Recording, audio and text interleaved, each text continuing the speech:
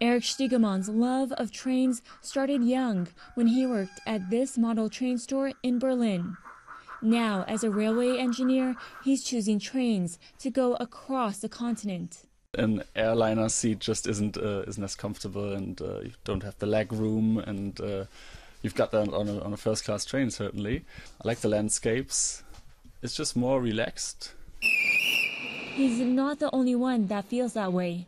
A German NGO promoting train travel says there was a big uptick in demand in recent years, as night trains were being fully booked well ahead of schedule. National rail operators and companies are adding new routes this year and next, with more direct trips connecting Germany to cities across Europe.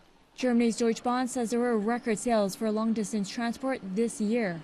This is where one of the more highly anticipated new routes will be, Paris to Berlin. But that doesn't mean everyone's going to be jumping on board. A study by Greenpeace compared prices between train and plane tickets for certain routes. It found that flying was cheaper more than 50% of the time. The EU is aiming to double high-speed rail by 2030. This train travel analyst says passenger numbers can massively increase, but that's being hampered by airlines getting tax breaks. You should subsidize the mode of transit that you want more of, and not the one that you actually want to reduce. This is no level playing field where the different modes of transit can really compete against each other. And this is the reason why air travel is so cheap at the moment. Price is an obstacle even for Eric, despite his preference for trains.